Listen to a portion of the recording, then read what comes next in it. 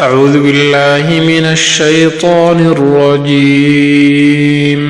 وعباد الرحمن الذين يمشون على الأرض هونا وإذا خاطبهم الجاهلون قالوا سلاما والذين يبيتون لربهم سجدا وقياما والذين يقولون ربنا اصرف عنا عذاب جهنم إن عذابها كان غراما إنها ساءت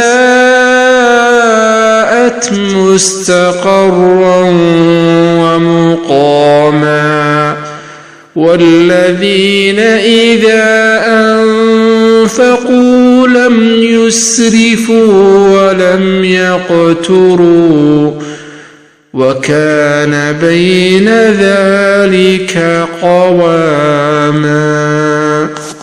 صدق الله العظيم.